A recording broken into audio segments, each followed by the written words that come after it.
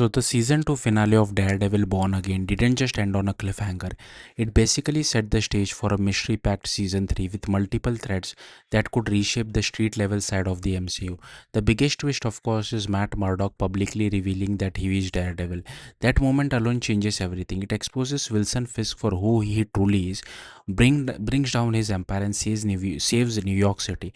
But it also opens the door to a ton of unresolved questions. One of the most intriguing mysteries revolves around Mr. Charles, introduced as this strange, almost out of place figure. He slowly reveals deeper connection, especially to Valentina De Fontaine and her shadowy superhuman operations. By the finale, we learn he's been working with Luke Cage off screen and even recruits Bullseye for some overseas mission. But what exactly is he building? A new team, a darker version of the Avengers? Right now, it feels like the beginning of something much bigger and potentially dangerous. Then there's Heather Glenn, whose story takes a disturbing turn. After surviving her encounter with the serial killer Muse, she starts hearing voices and experiencing visions. By the end, she is not just traumatized, she is embracing it. She even keeps Muse's mark and begins identifying with it. The question is whether this is psychological trauma or something more supernatural.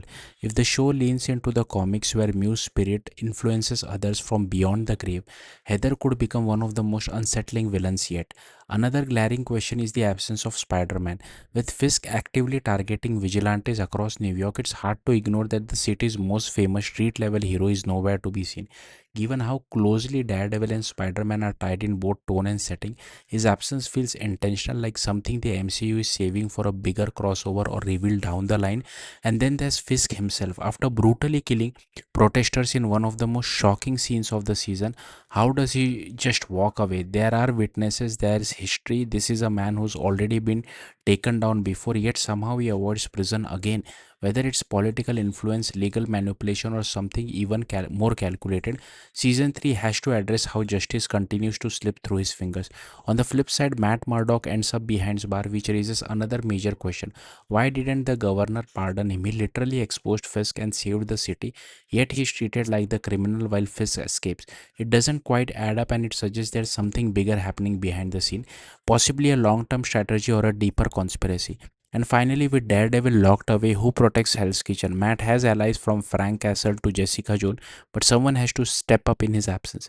In the comics, other heroes have taken up the Daredevil mantle before, and the show seems perfectly positioned to explore that idea. Whether it's returning Defender or a completely new vigilante, the streets won't stay unguarded for long. All of this makes one thing clear: season 3 isn't just a continuation, it's shaping up to be a major turning point, not just for Daredevil but for the entire street level MCU. Thank you for watching. Bye.